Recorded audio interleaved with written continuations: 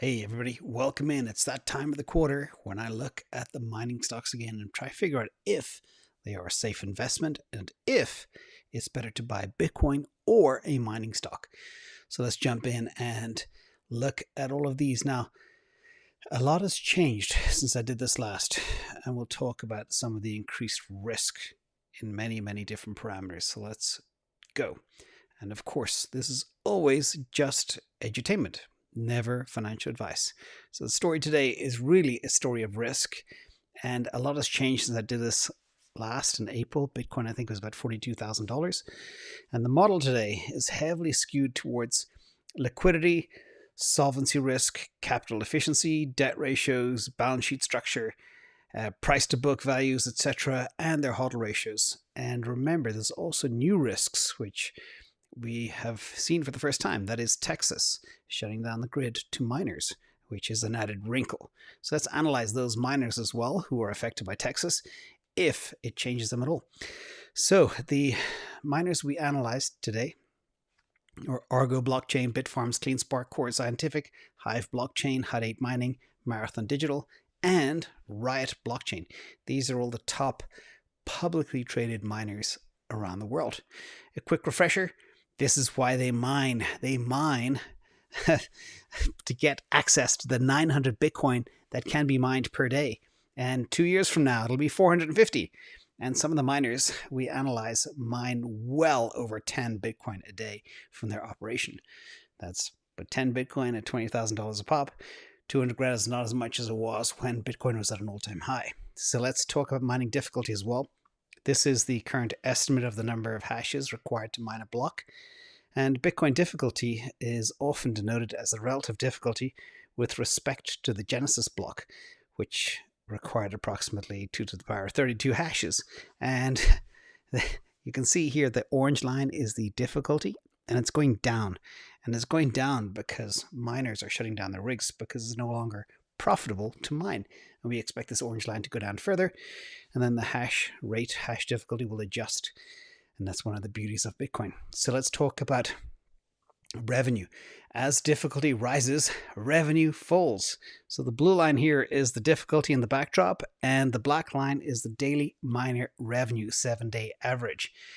And the industry's daily revenue has plummeted to $18 million from a peak of $62 million in November 2021. And 2021 was a great year for all of us, but also those in the mining industry, with average daily revenues of 46 million, I think, approximately. And the total industry revenue is about 16.7 billion. And in comparison to 2020, the revenue is only 5 billion. So it's gone up to 3.5x in a very short 2 years. And that's why a ton of publicly traded companies have jumped in. Now let's look at cash flow. In this market, cash is king, but so is cash flow. And most Bitcoin mining stocks have already plummeted more than 50% year to date. We'll talk about some of those charts in a minute. Stronghold and TeraWulf, I think, have seen almost 90% of their value gone. Many are at 85% down from their all-time highs. And it could get worse if the Bitcoin price goes down further. And that's really what this is about. It's like a stress test. Which miners can survive without having to sell themselves on the block. Now, Core Scientific here, you can see from the chart, has the highest operating cash flow coming in each month, and their monthly revenue of about 33 million generates 16.6 million in cash flow after direct costs. So they are profitable, and Core Scientific is a massive company with, I think currently they have about 9.2 exahash, and their scale gives them very high cash flows. Again, they're pulling in, I think, 12 Bitcoin a day just from mining. And that's very important. This is one of the factors we look at. Let's talk about the Texas news as well, very briefly. In Texas, they were shut down over the last 24 to 48 hours. Miners such as Riot Blockchain, Argo Blockchain, Core Scientific were all impacted by this. And that's part of this analysis as well. What will happen to them? And why are Texas miners shut down? Well, the grid is having problems with the heat. Everybody's running their air conditioning and it's sucking up a huge amount of power. And that is the current Texas heat right now. They have a big heat wave and curtailing power as needed, because that little pink piece here from Bloomberg is record demand for electricity. So we really need to figure out the global heat problem in Texas. So let's talk about the year-to-date performance of mining stocks. It's been a horrible 2022 so far, but here I stat ranked all of the mining stocks against Bitcoin as well. Bitcoin is the green line there, but you can see here CleanSpark is the least worst off, only down by 56% year to date. Core Scientific is down 85%. And remember as well, everybody, when I do this analysis, one of the key factors is what is the upside? And that is very, very important. So remember those numbers. Core Scientific is down 85% since January 1st. Does that mean it'll come back? Let's find out. Now let's look at the the 1 year returns. This was interesting as well. They were all kind of close, but the one that is down the least amount is Hut 8, down 66%. And the worst is, let me get this right, Riot Blockchain, down 83.53%. And as you know from previous analysis, there's a few things I didn't like about Riot in the past and Marathon, and we'll talk about those in a while too. So let's look at the balance sheets for all of these different miners. A very simple little visual. The little red box is the amount of debt they have. The green is kind of equity, assets, etc. So here, the first one is Hut 8 balance sheet. A couple of things to note here. They have about 33 million Canadian dollars in debt, which isn't that bad. It's small compared to some of the others. But what they have been doing is diluting shareholders by about 22% over the last year, and but the debt is low. So as we go through this, you'll see that there are companies that issue stock instead of debt to pay for their rigs. So here you can see Hut 8 obviously is issuing more stock than debt as they go forward. Core Scientific, you can see here a big chunk of debt, $1.2 billion. That is pretty hefty when you compare it to the actual physical assets of 826 million. So that is a bit of a red flag. Also, Core Scientific are in Texas. Those miners that have Texas operations, I stuck a little flag in the top right corner. Riot balance sheet, you can see here, look at that. It's beautiful. It's green. There is no debt. But what they have done is issued a truckload of shares. Shareholders were diluted by 41.1% in the last year, and they have operations in Texas. Don't worry, you don't have to remember all this. I have all this in a big model that calculates the best one at the end. So Marathon Digital Holdings, again, 730 million in debt, pretty hefty. And shareholders have been diluted by a little less than some of the others, 6.9%, which isn't too bad. CleanSpark, look at that spreadsheet. Look at that balance sheet. I was about to say spreadsheet. All green.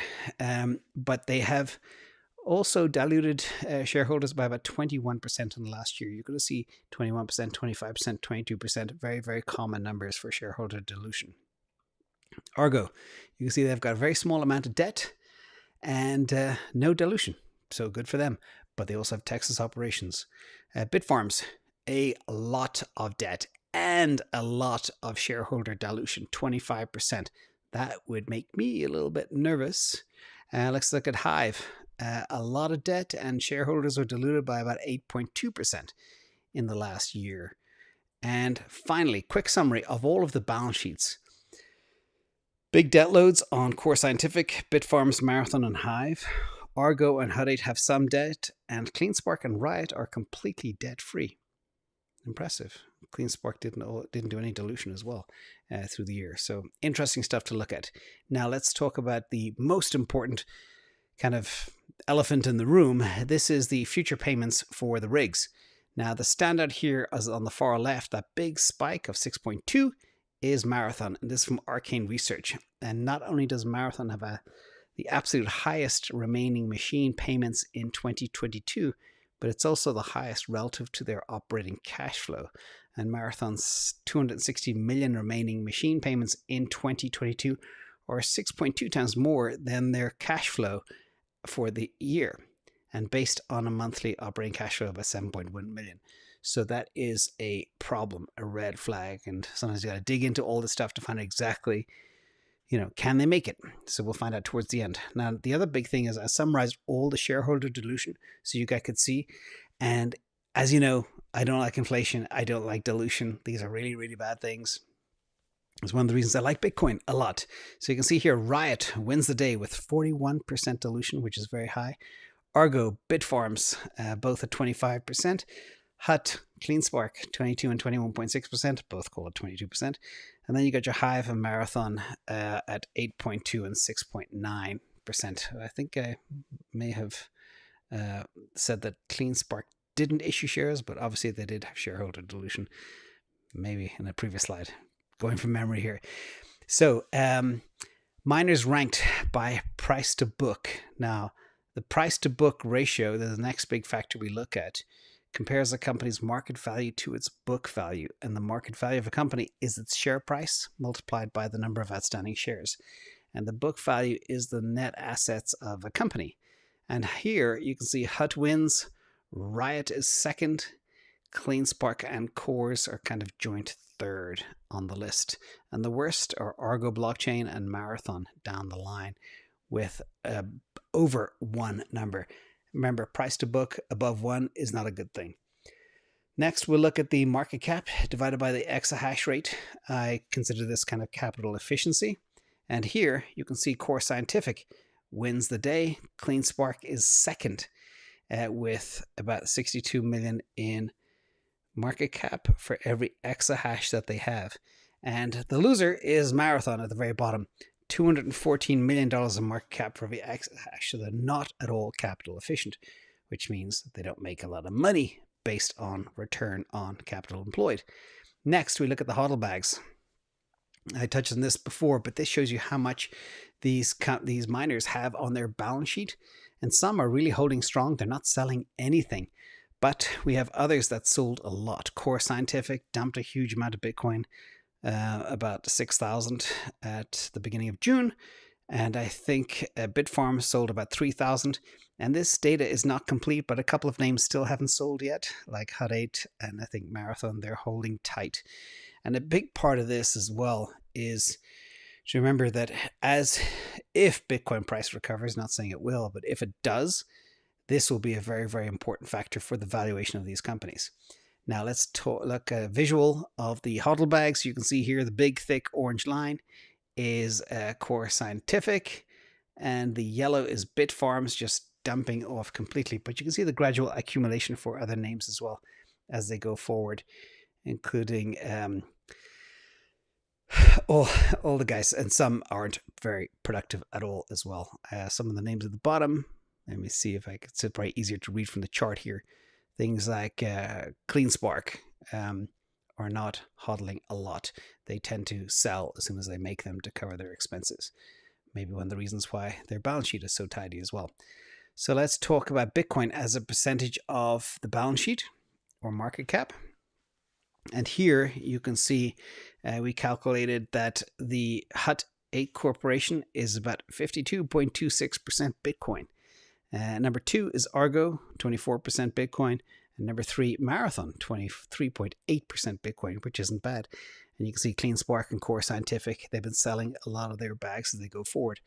So again, we take all of this stuff into account in the final numbers. Now let's look finally, based on Wall Street targets, this is the upside that people could have if the stock was to hit the Wall Street target. So Core Scientific has a 1-year target estimate of about $8.68. It's currently trading at $1.57. If it does hit that target, that's 452% return on investment, number one. And Hut 8 could go to $8. That seems a little high to me, considering the market and everything else. But if it does, 431%, and on. And that is another piece that we integrate. And number 3, I think, is Hive and Riot. Marathon is at the very bottom with not a lot of upside compared to the analyst estimates of $20, considering it's trading at $7.83. So it looks like Marathon's getting dinged on a whole bunch of different metrics here. So let's jump into the conclusion. And it's one of the key things to focus on here as well, everybody, is operating cash flows are not nearly enough to pay for upcoming machine deliveries and overhead. That's why many miners that have, say, older machines like S9s or whatever, they're turning them off because they can't mine profitably at the current costs. And several companies, there's no doubt, will get squeezed into liquidity insolvency issues that will force them to liquidate parts of their assets. Maybe if they have a big delivery of rigs coming, maybe they just sell them for cash rather than even ever turning them on. And there could be some crises ahead for some of these miners. And the best capitalized miners will be able to buy the struggling miners' assets at a very hefty discount. So watch for some consolidation in this space, guaranteed to happen before the end of the year. And remember as well, this analysis is heavily skewed towards risk aversion, balance sheet structure, debt loads, HODL ratios, and more. And much of this all depends on where Bitcoin is going to go. If it stays where it is, there'll be hell to pay for many of these miners. So first of all, none of this is financial advice. Okay, these are just models. Every miner is treated equally. All the ratios, there's 37 different ratios.